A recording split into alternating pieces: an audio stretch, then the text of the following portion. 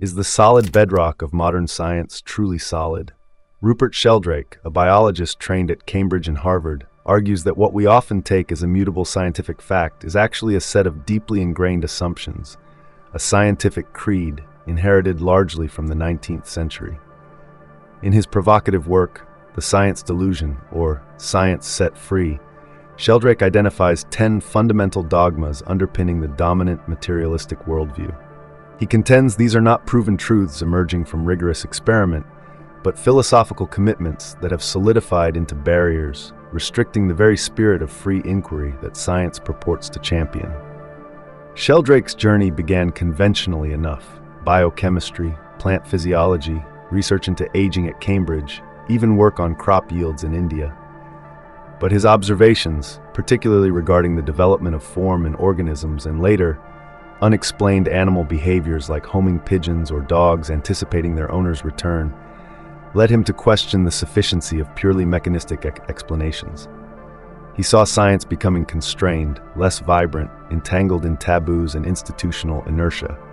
This wasn't an attack on science itself, but a call to liberate it from its self-imposed limitations, to return it to a state of genuine, radical questioning.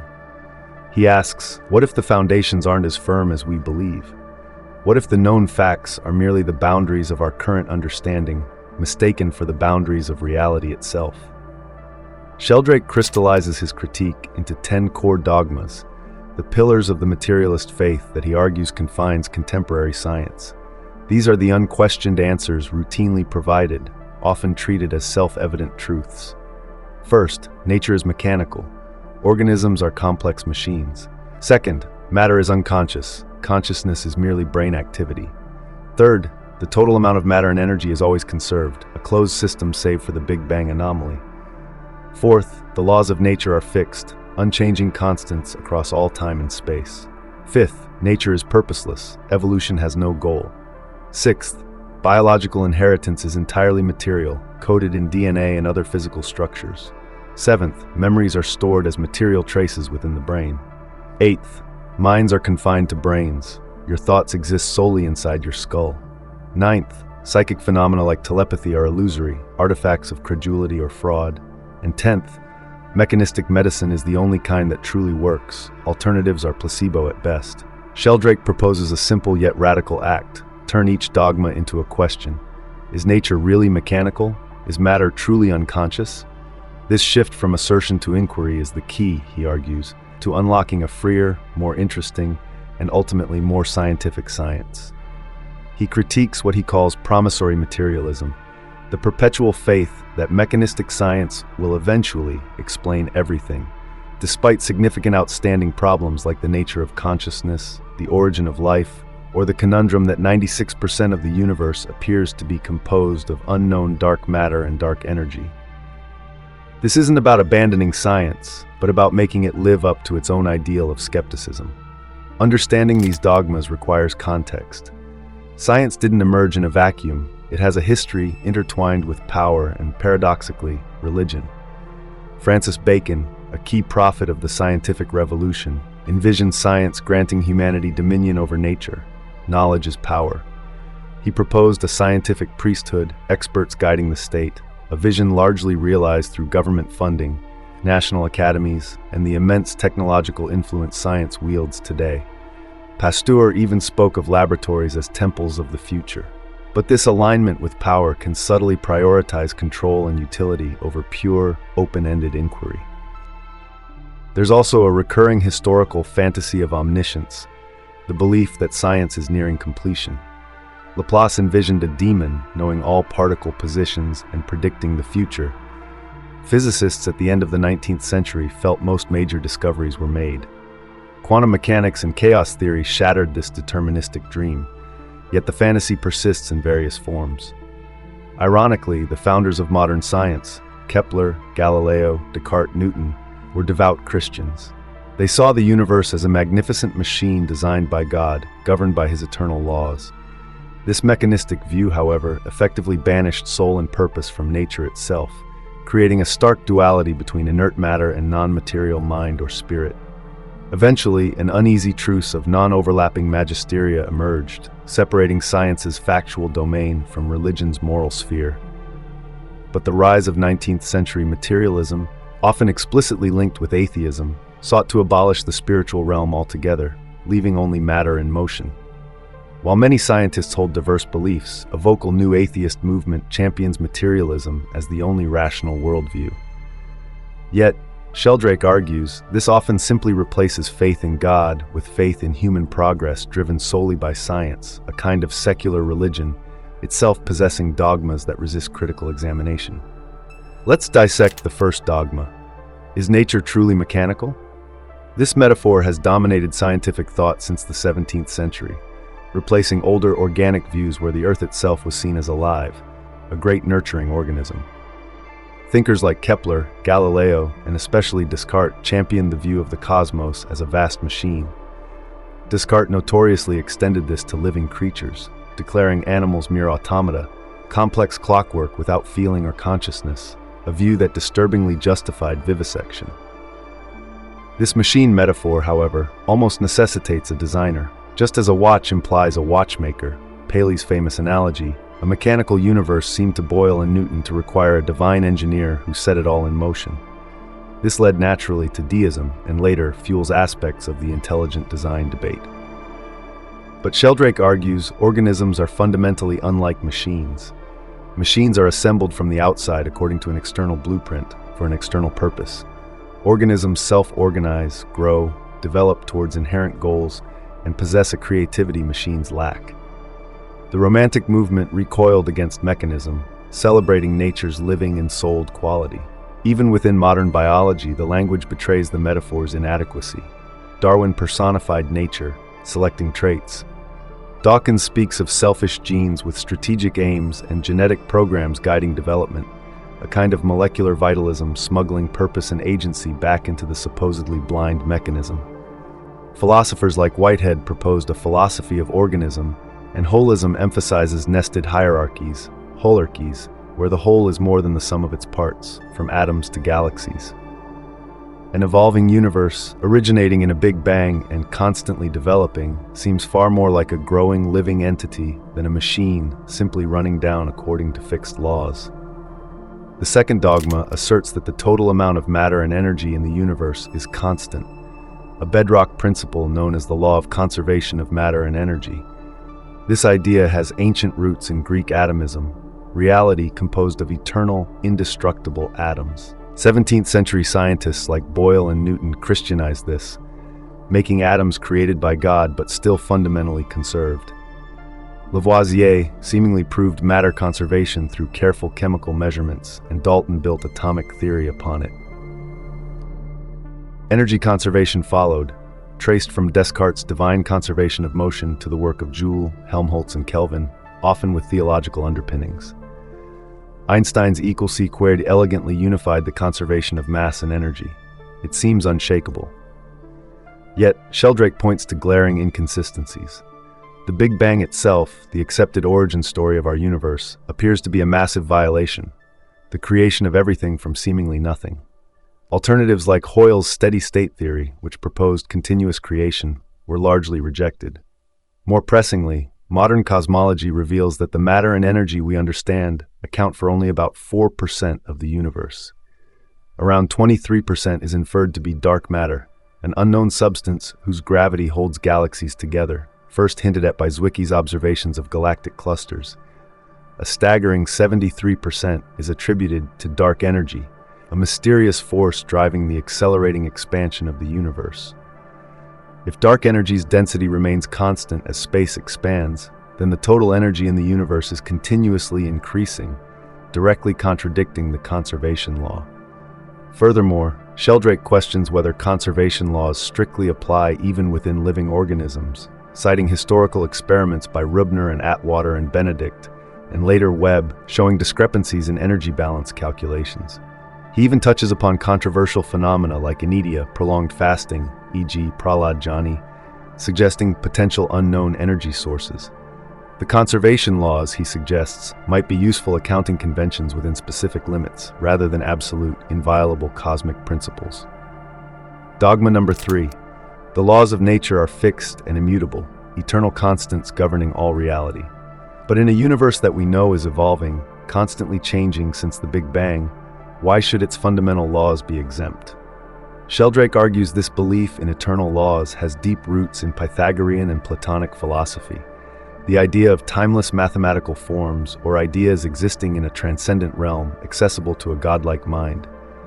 This resonated deeply with pioneers like Kepler, Galileo, Newton, and even Einstein, who sought the elegant, unchanging mathematical blueprints of creation. The very concept of a law, however, is anthropocentric, implying a lawgiver, traditionally God. For materialism, which rejects a divine legislator, the status of these supposedly immaterial, eternal laws becomes deeply problematic. Where do they exist? How do they impose themselves on matter? More concretely, Sheldrake points out that measurements of the supposed fundamental constants of nature have shown surprising variability over time. The gravitational constant, g, has yielded fluctuating results in different experiments across decades. Measurements of the fine structure constant, alpha, based on light from distant quasars by John Webb and colleagues, suggest it might have been slightly different in the early universe, or even vary across space. Even the speed of light, c, showed puzzling historical variations in measured values before it was ultimately fixed by definition in 1983 as part of the standard meter.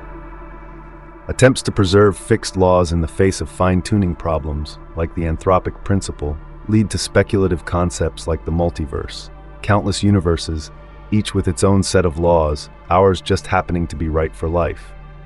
But these theories are largely untestable. Sheldrake proposes a radical alternative, drawing on philosophers like Peirce and Whitehead. Perhaps the regularities of nature are more like habits, evolving over cosmic time. Nature develops patterns, and these patterns become increasingly probable through repetition, a process he calls morphic resonance. Nature has memory, not immutable laws. He offers testable examples, the way newly synthesized chemicals sometimes crystallize with difficulty initially, but then crystallize more readily worldwide as the habit spreads, citing Turanos xylitol and the problematic polymorphs of ritonavir. Nature learns. Dogma 4 confronts perhaps the biggest challenge for materialism. Is matter unconscious? The standard view insists that consciousness is at best an emergent property of complex brain activity, perhaps even an illusion, a user interface generated by the computational processes within our skulls. Matter itself, from atoms to rocks to stars, is considered utterly devoid of experience. This leads directly to the hard problem famously articulated by philosopher David Chalmers. Why does all this electrochemical signaling in the brain feel like anything from the inside? Materialist explanations struggle. Eliminative materialism claims subjective experience is just folk psychology, will eventually discard. Epiphenomenalism sees consciousness as a useless byproduct, like the steam whistle on a locomotive. Cognitive psychology often defaults to the brain as computer analogy. Even emergentism, which accepts consciousness as real, insists it's purely physical, arising from complexity like wetness arises from water molecules, but struggles to explain how. These views often fail to convince even fellow materialists. Dualism, the historical alternative separating mind and matter, faces the intractable problem of how a non-material mind interacts with a physical brain, Descartes' infamous pineal gland hypothesis. Sheldrake explores a third way, gaining traction: panpsychism. This view proposes that consciousness, or some primitive form of experience, isn't an emergent property of complexity, but a fundamental property of matter itself. Perhaps electrons, atoms, molecules possess some rudimentary form of subjectivity. This isn't a new idea. Philosophers like Spinoza, Leibniz, with his perceptive monads, Whitehead and Peirce explored similar concepts. Panpsychism suggests experience exists all the way down, becoming richer and more complex as matter organizes. This resonates intriguingly with aspects of quantum physics, where matter appears fundamentally process-like, vibrational, and sensitive to observation. Physicist Freeman Dyson speculated that electrons might show rudimentary choice. Neuroscientist Benjamin Libet's famous experiments showed brain activity, the readiness potential, preceding a conscious decision to act, which some interpret materialistically. But Libet himself suggested it leaves room for a conscious veto or free won't. potentially involving a conscious mental field influencing neural activity, perhaps even acting backwards slightly in time. Dogma 5. Nature is purposeless. Mechanistic science, from its inception, sought to banish Aristotle's final causes, the idea that things have inherent goals or ends, telos. Evolution, in the standard neo-Darwinian view, is driven by random mutation and blind natural selection, with no overall direction or aim. Purpose is seen as an illusion, a projection of our own minds onto indifferent natural processes. Even human purpose is often reduced by materialists to underlying deterministic brain mechanisms. But Sheldrake argues that purpose is undeniable in the biological realm. Organisms are inherently goal-directed. Think of an acorn developing into an oak tree, a regenerating flatworm regrowing its head, or a bird building a nest. Biologist E.S. Russell outlined criteria for goal-directed behavior: persistence towards the goal despite obstacles, and variation of means to achieve it. Development itself, the process of an embryo forming a complex organism, shows remarkable regulation, cells cooperating towards a future form. If you damage a dragonfly embryo, it can often regulate and still produce a normal dragonfly. Acetabularia, a single-celled alga, can regenerate its complex cap structure. Wasps meticulously repair damage to their nests. Mechanistic explanations struggle with this inherent directiveness.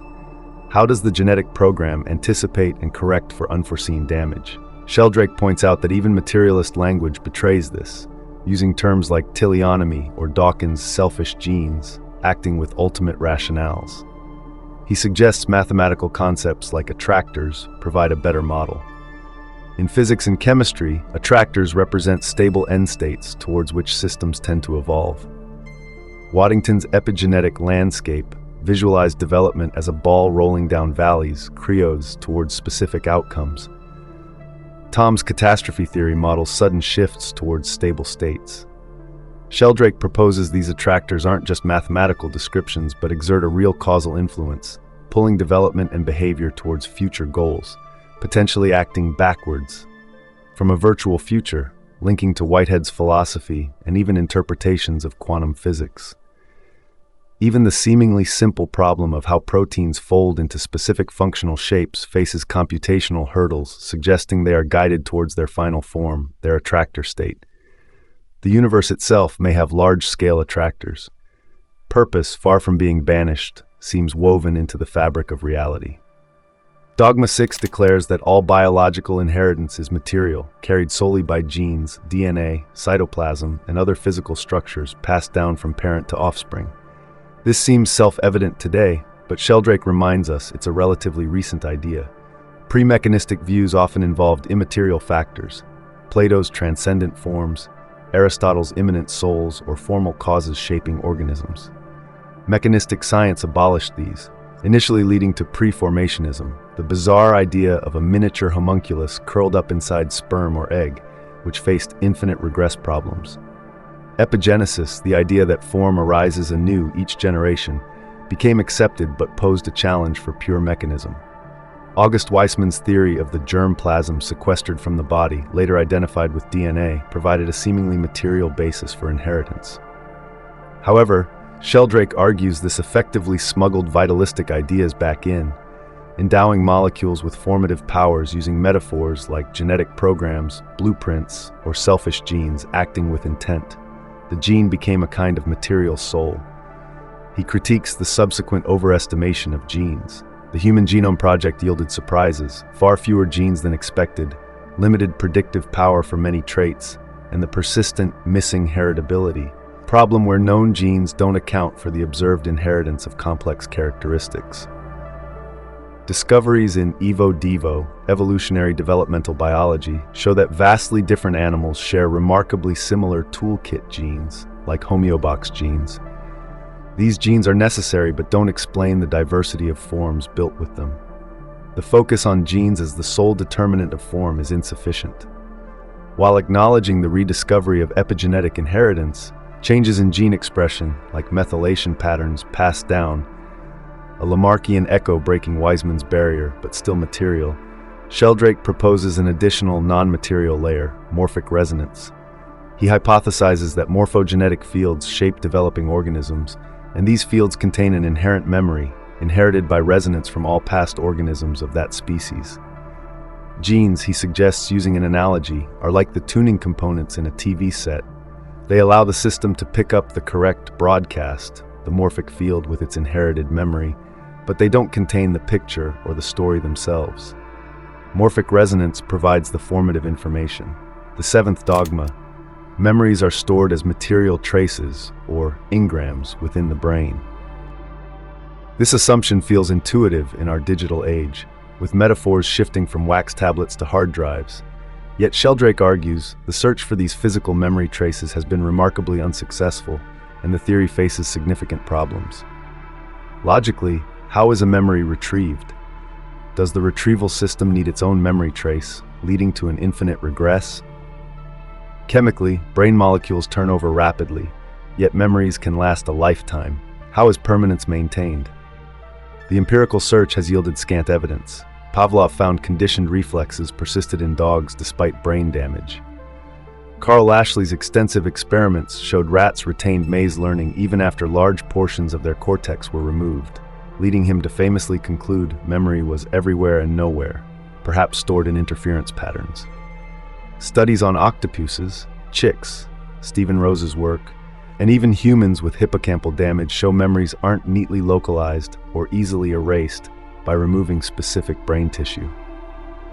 The vast Connectome project mapping neural wiring hasn't revealed unique signatures for specific memories.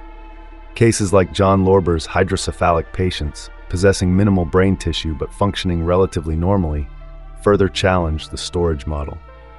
Sheldrake proposes an alternative based on resonance. Memories are not stored inside the brain at all. Instead, the brain acts more like a tuning system, accessing past experiences directly via morphic resonance with its own past states. The brain is a receiver, not a recorder. This explains phenomena like memory persisting through insect metamorphosis, where much of the nervous system is dissolved and reformed. Retrograde amnesia, where memory gradually returns after concussion, suggests traces weren't physically destroyed, but access was temporarily disrupted. Anterograde amnesia, inability to form new long-term memories, could be a failure to establish stable resonant patterns. Wilder Penfield's famous brain stimulation experiments evoked vivid memories, but he concluded they weren't stored at the stimulation site. Resonance aligns with holographic models of memory, Pribram, Bohm, and better explains different memory types.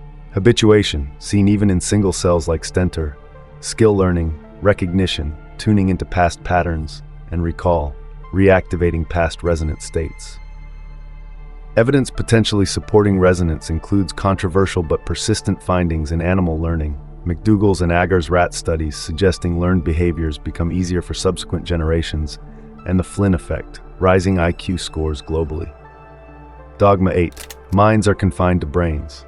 Your consciousness, your thoughts, your experiences are entirely contained within the physical boundaries of your skull. This is a cornerstone of materialism, yet it clashes profoundly with our direct experience. We perceive the world as being out there, not as a picture inside our heads.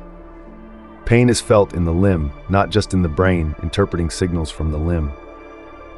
Psychologist John Piaget found young children naturally assume an extended view of mind. Materialist philosophy often dismisses this direct experience as naive or illusory, Crick's astonishing hypothesis. Sheldrake reviews the history of vision theories. Extramission theories, Plato, Euclid, proposed rays going out from the eye to touch objects, while intramission, Kepler, established the retinal image but left subjective perception unexplained. The dominant picture in the head model leads to logical absurdities. If you see the sky, is the model of the sky inside your skull, meaning your skull is, in a sense, beyond the sky? Philosophers like William James, Whitehead, and modern thinkers like Max Velmans argue perception is, in some fundamental way, located where the perceived object is.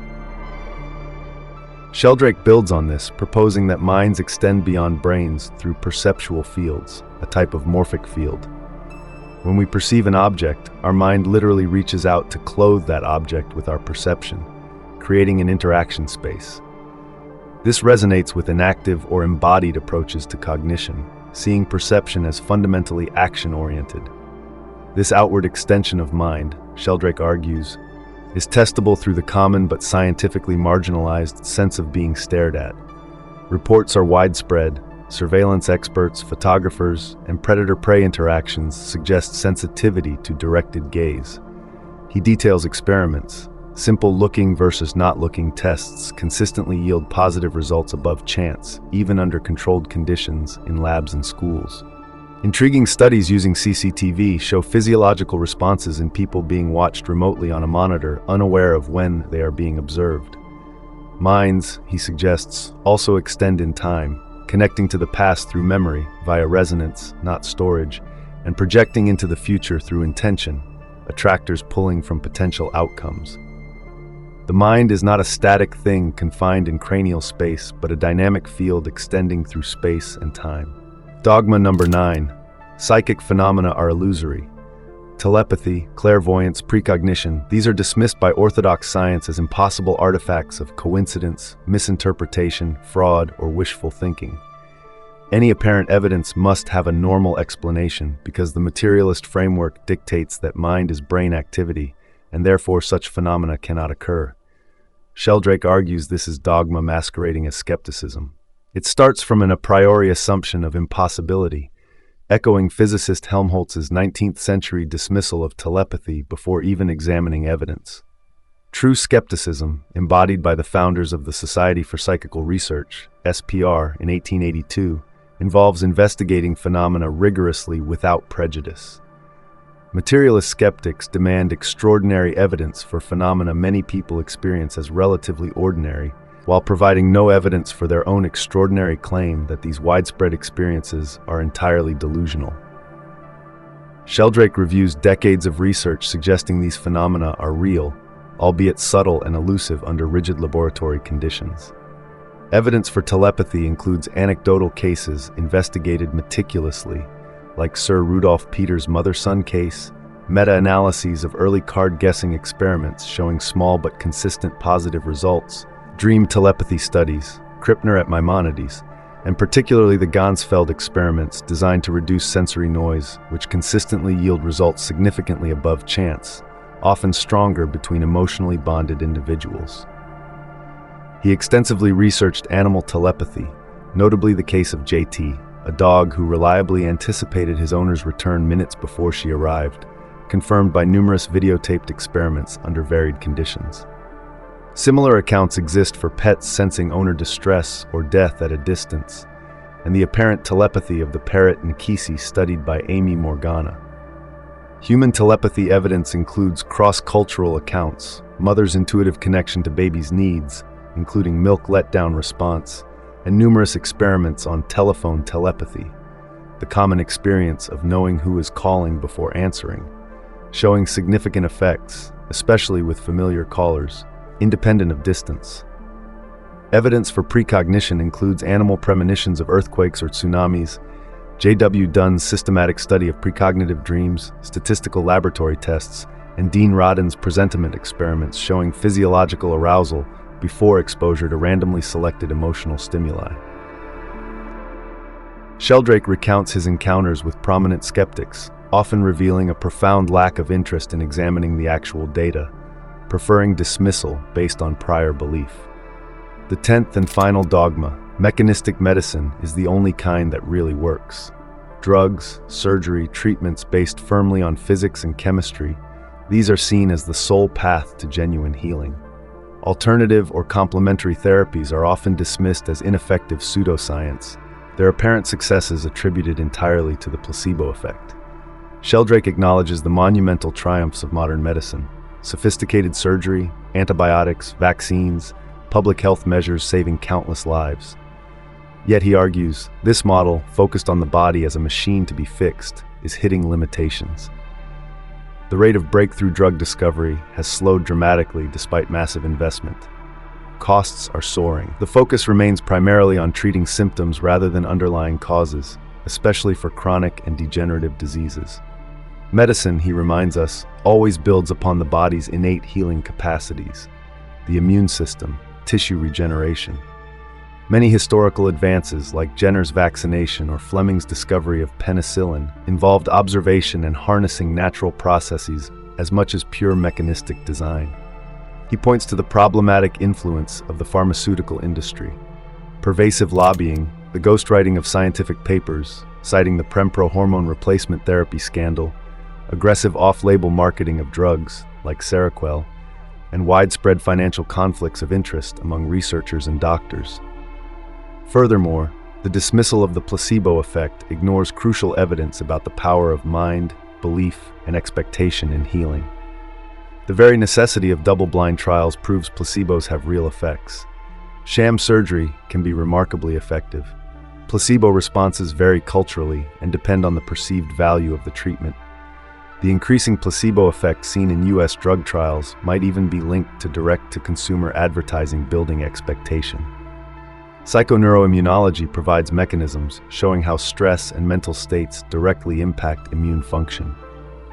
Unexplained mind-body effects like hypnotic induction of blisters or suggestion-based wart cures further challenge a purely mechanistic view. Evidence mounts for the impact of lifestyle, social connection, heart attack survival rates, pet ownership, and spiritual practices like prayer or meditation on health and longevity. Sheldrake calls for reform, moving beyond mechanistic tunnel vision, incorporating social and psychological factors, evaluating all therapies pragmatically based on outcomes, comparative effectiveness research, and embracing a truly integrative approach that respects the body's own healing intelligence and the influence of the mind. Beyond the specific dogmas, Sheldrake critiques the very culture and practice of science, challenging the pervasive illusion of objectivity. Science is a human activity, conducted by individuals embedded in social systems, subject to biases, ambitions, funding pressures, and prevailing beliefs. The popular image, sometimes cultivated by scientists themselves, is one of detached, objective observers accessing pure reality, akin to Plato's philosopher escaping the cave of illusion. This ideal of disembodied knowledge echoes through scientific history, from Kepler's dream journeys to Descartes' disembodied mind, even influencing the popular perception of figures like Stephen Hawking. Stylistic conventions like the passive voice in scientific writing. Where does this leave us? Sheldrake argues science is poised to move beyond the constraints of 19th century materialism. The 10 dogmas represent not the end of inquiry, but hurdles to overcome. As science becomes increasingly global, the assumption that the Western materialist worldview holds universal validity will be challenged by cultures with different philosophical traditions. Physics itself is far from unified, struggling to reconcile quantum mechanics and general relativity. No single discipline holds absolute truth. Reality is likely far more complex and interconnected than reductionist models allow. He envisions a future science characterized by greater openness and humility. He calls for structured debates and dialogues within the scientific community to explore foundational questions currently sidelined. Crucially, he advocates for greater public participation. Decades of the top-down public understanding of science model have often bred alienation and distrust. He proposes allocating a small percentage, perhaps 1%, of the vast public science budget to an open research center, funding projects chosen partly based on public interest and input from diverse community groups, fostering research in areas currently neglected by mainstream funding priorities. This diversification of funding, he argues, promotes intellectual freedom. Furthermore, he urges Western science to learn from other traditions, particularly those with sophisticated methods for investigating subjectivity, meditation practices from Buddhist and Hindu traditions, introspective techniques, even insights from shamanism or traditional mind-body disciplines like yoga and qigong. Post-materialist science also opens avenues for renewed, more fruitful dialogues with religious and spiritual traditions, exploring common ground on consciousness, cosmic evolution, the nature of memory, the effects of spiritual practice, and the role of humanity in the universe. The greatest delusion, Sheldrake concludes, is the belief that we already know the fundamental answers. Recognizing the limits of our current knowledge, questioning our deepest assumptions, and embracing the truly unknown, this is not anti-science. It is the path towards a revitalized, freer, and ultimately far more exciting scientific future. The journey of discovery is far from over. It may just be beginning a new chapter. This contrasts starkly with the founding principle of psychical research, embodied by the Society for Psychical Research, SPR, established in 1882, to investigate these reported phenomena scientifically without assuming impossibility from the outset. Physicist Hermann von Helmholtz famously dismissed telepathy in the 19th century simply because it contradicted known physical principles. Sheldrake critiques the hypocrisy often displayed by organized skeptics who demand extraordinary evidence for phenomena that surveys show large portions of the population consider ordinary, while offering no positive evidence for their own extraordinary claim that these widespread human experiences are entirely illusory. He reviews lines of evidence suggesting these phenomena are real. For telepathy, compelling anecdotal cases investigated rigorously, like Sir Rudolf Peter's study of a mother-son connection, meta-analyses of historical card-guessing experiments showing small but consistent positive results, even accounting for potential publication bias, the file drawer problem, the controversial but statistically significant results from J.B. Rhine's ESP card tests at Duke University, controlled dream telepathy experiments, Montague-Ullman, Stanley Krippner, and particularly the Ganzfeld experiments. The Ganzfeld procedure, designed to reduce sensory noise and refined following critiques by skeptics like Ray Hyman meeting the Onert-Hyman criteria, has yielded consistently positive meta-analytic results, often showing stronger effects between emotionally bonded participants. Evidence for animal telepathy includes historical accounts, William Long's wolf observations, numerous reports of pets anticipating their owner's return, validated under controlled conditions in Sheldrake's own experiments with JT the dog and Kane the parrot, pets seemingly sensing owner distress or death at a distance, and the apparent telepathic abilities of Mkisi, an African gray parrot studied by Amy Morgana. Human telepathy is suggested by cross-cultural accounts, Kalahari Bushman hunters, Norwegian Vardoger, or arrival premonitions, the maternal telepathy phenomenon, mother's milk letdown response coinciding with distant baby's needs, and the extremely common experience of telephone telepathy, thinking of someone shortly before they call. Sheldrake conducted experiments validating telephone telepathy, finding significant effects, particularly strong between familiar individuals and independent of distance. Evidence for precognition or presentiment includes animal premonitions of disasters, well-documented cases before earthquakes, like the L'Aquila toads and the 2004 Asian tsunami involving elephants, buffaloes, and dogs escaping to higher ground.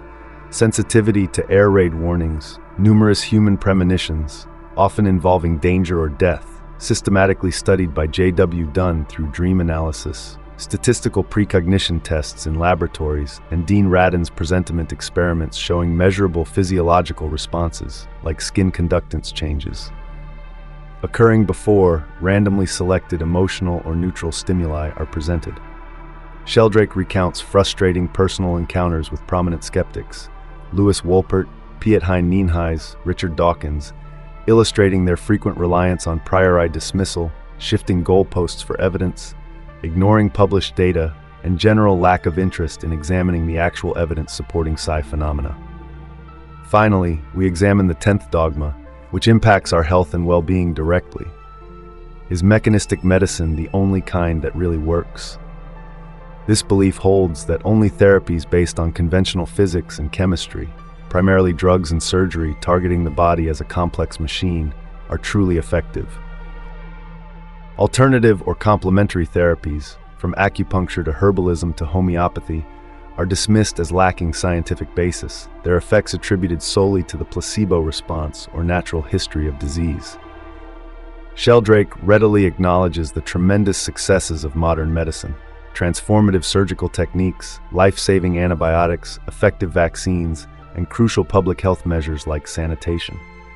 However, he argues this model is hitting diminishing returns, particularly concerning chronic and degenerative diseases.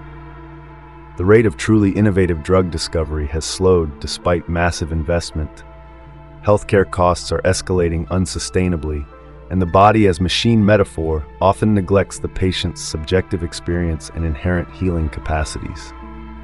Indeed, much of medicine's effectiveness relies on harnessing the body's own remarkable powers of regeneration, repair, and immunity.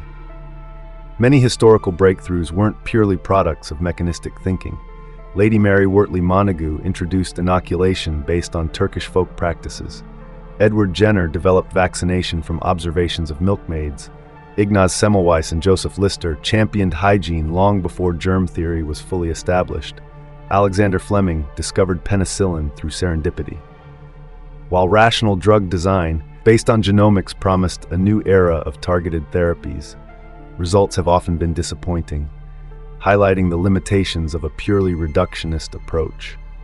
Sheldrake also points to the problematic influence of the pharmaceutical industry, detailing issues like extensive lobbying, conflicts of interest in research funding and publication, the practice of ghostwriting scientific papers, citing the Prempro hormone replacement therapy scandal, and aggressive off-label marketing of drugs for unapproved uses, citing the Seroquel example. This commercial pressure can distort research priorities and clinical practice.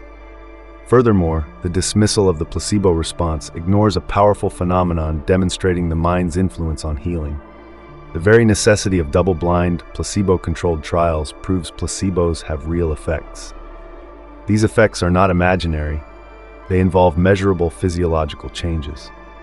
Studies show sham surgery can be remarkably effective. Placebo responses vary across cultures and conditions. An analysis suggests the placebo effect in the US has actually increased over time, possibly linked to direct-to-consumer drug advertising fostering positive expectations. The field of psychoneuroimmunology provides concrete mechanisms demonstrating how psychological states like stress directly impact immune function. Unexplained mind-body effects further challenge the purely mechanistic view. Documented cases of blisters raised through hypnotic suggestion, warts cured by suggestion or belief-based folk remedies. Evidence consistently shows significant health impacts from factors often sidelined by mechanistic medicine. Lifestyle choices, diet, exercise, the strength of social networks, improving survival after heart attacks, the benefits of pet ownership, and the positive health and longevity outcomes correlated with spiritual or religious practices like prayer and meditation, citing studies like Harold Koenig's. Sheldrake argues for medical reform moving beyond mechanistic tunnel vision. This includes seriously addressing social, psychological, and behavioral factors in health, referencing proposals by Sir Michael Marmot or government white papers, pragmatically evaluating all therapies, conventional and alternative, based on patient outcomes using comparative effectiveness research. Comparing psychotherapy versus antidepressants for depression is a key example, and embracing a more integrative approach that combines the best of conventional medicine with evidence-based complementary practices. He critiques the transhumanist fantasy of achieving immortality through technology, Ray Kurzweil, as another form of promissory materialism, suggesting a more realistic and humane focus on improving quality of life and embracing palliative care for the dying. Beyond the specific dogmas, Sheldrake critiques the pervasive illusion of objectivity in science. Science is a human activity, inevitably shaped by biases, assumptions, social dynamics, and funding pressures. Plato's allegory of the cave positions scientists as privileged viewers of reality, but the ideal of the purely detached, disembodied observer, evoked by Kepler's dream journeys, Descartes' disembodied cogito, Einstein's thought experiments, or Stephen Hawking's popular image, is a myth. The impersonal passive voice often used in scientific writing is an attempt to maintain this illusion, often misrepresenting the messy, intuitive reality of discovery, as Peter Medawar noted in his critique of the standard scientific paper structure as a kind of fraud. Experimenter effects, well known in psychology, Robert Rosenthal's classic studies with rats, and medicine, hence blinding protocols, are largely ignored in many physical and biological sciences, despite surveys showing blind methodologies are rarely used. Sheldrake proposes simple tests to check for these effects in standard laboratory settings, and mentions anecdotal phenomena like the Pauli effect, equipment mysteriously malfunctioning around certain physicists, or positive mind-over-matter influences. Publication bias, the tendency to publish positive results and shelve negative or inconclusive ones, the file drawer effect, significantly skews the perceived evidence base across all fields. Outright scientific fraud, citing cases like Jan-Hendrik Schon in physics and Mark Hauser in psychology, occurs, often missed by peer review and exposed by whistleblowers, with institutions sometimes engaging in cover-ups. Skepticism itself is often wielded selectively and ideologically by creationists against evolution, by materialists against psi research or alternative medicine, or commercially by industries manufacturing doubt about inconvenient findings, tobacco and lung cancer, fossil fuels, and climate change. The supposed clear distinction between objective facts and subjective values is also largely illusory. Scientific funding inherently depends on perceived value and potential applications. Acknowledging the humanity of scientists, their biases, and social contexts is not anti-science. It is essential for achieving genuine, robust objectivity. Looking towards the future, Sheldrake envisions science entering a post-materialist phase. The 10 dogmas represent constraints, not eternal truths. As science becomes increasingly global, it must move beyond Eurocentric philosophical assumptions like materialism, recognizing the validity of other cultural perspectives and ways of knowing. We need to acknowledge the plurality of sciences, as John Zeman argued, resisting physics envy and reductionism. Even physics itself remains fragmented, quantum theory versus general relativity. No single discipline holds absolute authority. He proposes fostering openness through formal debates and, more importantly, structured dialogues within the scientific community to explore unresolved questions and challenge assumptions. Crucially, he advocates for greater public participation to counteract alienation and distrust, suggesting initiatives like dedicating a small percentage of research funding, perhaps 1%, to an open research center, supporting projects driven by public interest and governed independently. Promoting diversity in funding sources enhances intellectual freedom. Science can also benefit from learning from other traditions with sophisticated methods for exploring subjectivity, such as contemplative practices from Buddhism and Hinduism, shamanic knowledge systems, or mind-body disciplines like yoga and qigong. James Fraser's arrogant evolutionary hierarchy, magic, religion, science, must be discarded. A post-materialist science opens fertile ground for new dialogues with religions on profound questions: consciousness, cosmic purpose, the nature of memory and inheritance, karma and morphic resonance, the possibility of consciousness surviving death, the meaning of mystical experience, and humanity's role in an evolving cosmos. The greatest delusion, Sheldrake concludes, is the delusion of already knowing the answers. Recognizing our limitations fosters humility and fuels the genuine spirit of inquiry. Moving beyond these 10 dogmas promises not the destruction of science, but its liberation, a future of greater discovery, excitement, and deeper understanding.